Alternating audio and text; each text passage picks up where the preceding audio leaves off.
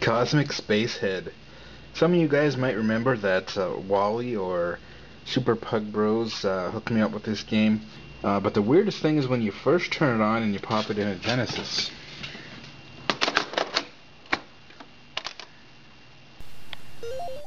Goes right to the Codemasters screen. I just think it's weird that there's no Sega logo. I can think of every Sega Genesis game I have, and when you turn it on, you know, the first thing that you get from the game is the Sega logo of some kind.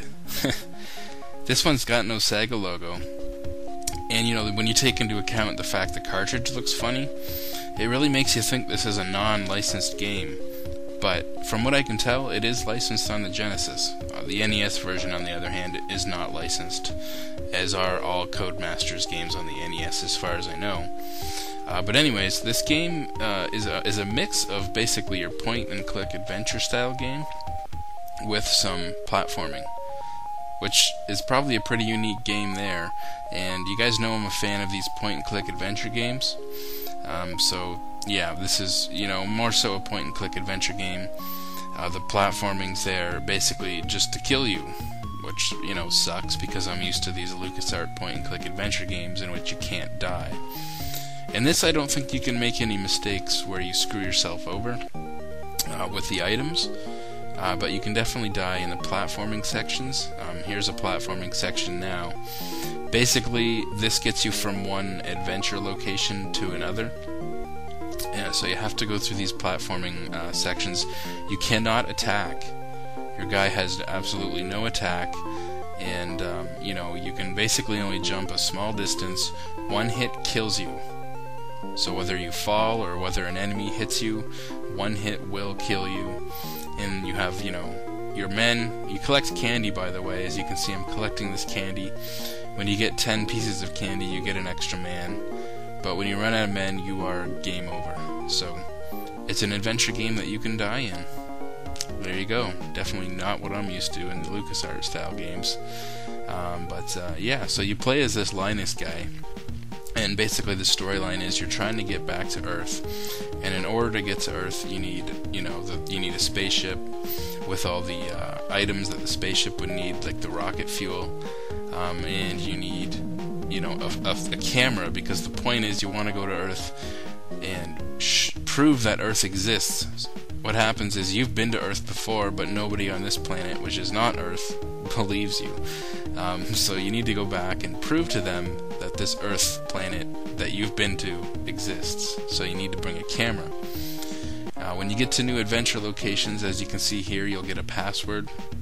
There's no battery backup in this game, unfortunately. Everything is a backup save. You know, it's similar to Scooby-Doo. This game would really benefit from a battery backup. Instead, you get these passwords every so often. So, I mean, whatever. It's not a very long adventure game. I'm sure you could beat this in a few hours. But you know, you have to keep in mind that you can die. So you may get close to the end and die and have to start all over. But with the password, you can at least go back to that last password spot. So anyways, this game came out in 1993, developed and published by Codemasters. Like I said, it is a licensed game on the Genesis, although it certainly doesn't look like it. The cartridge looks really funny, as you saw, and you know, no Sega logo. The game was also released on the NES, once again an unlicensed game on the NES, and on the NES it was called Linus Spacehead's Cosmic Crusade. Basically the same game. This game was also on the, obviously the Mega Drive. It was on the Game Gear and the Master System, which I don't think I've seen that version. I would like to maybe check that one out and see how it compares. And also the NES and Amiga and PC. So for DOS, ported to a lot of systems. And like I said, this came out in 1993. There's not a lot of point-and-click adventure games on consoles, and you know, I'm a big fan of them. So as soon as I saw this game or heard of this game, I wanted to get my hands on it. And like I said, Wally hooks me up with this one. or Super Gaming Pug Bros, I think his channel name is. Yeah, I traded him, I think, a few games or something for a couple of Genesis games. I can't remember exactly what it was. This was one of the Genesis games I got. And I have to admit, at first I didn't really like this game, but I didn't really give it a chance. I popped it in, played it for like 5 minutes, and realized, the platforming is really stupid, and then I shut the game off. But, the fact is, this is an adventure game. These platforming sections are just here in between the adventure stages. Basically, when you have a map and your different adventure locations, and every time you go from one adventure location to another, you go through the platforming bit. The nice thing is, the platforming bit you only have to go through once. So for every platforming bit between one point on the map to another, you have to do it once, but once you get through it, you do not ever have to do it again. That is a very, very nice thing about this game.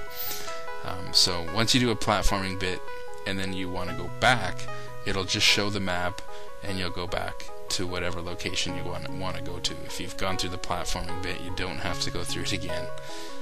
So that for me saves this game. The platforming is, not really the main part of this game. It is an adventure game. And actually, some of the spots in this platforming aren't that bad. Yes, you can't attack, you can't jump very high, one hit kills you, but it's still somewhat fun. Some of them, once you get flying through the levels, it's a little bit fun, but mainly, like I said, this is an adventure game. There's a fair bit of puzzles to figure out. It's not a huge adventure game, but neither is Scooby-Doo, and once again, you can't save, so you don't really want it to be too big of an adventure game anyways, I guess, without the ability to save at any point. You can see you have your items at the bottom of the screen. It's all text, unfortunately. It'd be nice if it had a little bit better interface at the bottom of the screen. Maybe with icons for your inventory, but it's all text. You can see your commands at the bottom of the screen. You can click on the commands, or you can just cycle through them with the B button. It's a little quicker just to cycle through them with the B button, and then C is like the OK button. This part is pretty cool here. You have to get a driver's license. You have to get a license. And let's just say it's fun. It sort of reminds me of like RC Pro AM, one of those old NES games where you rotate the car and B just accelerates, and it's sort of like a hover car, so it bounces around all over the place. And it's a little bit challenging to control, but it's not very challenging because they give you enough time. You basically just have to do 3 laps in the time limit, but they give you probably too much time than they should, because I got through this the first try and I was like bouncing all over the place. So it's not too difficult. Just a little fun mini game thrown in there to get your license, which is part of the game, part of the storyline.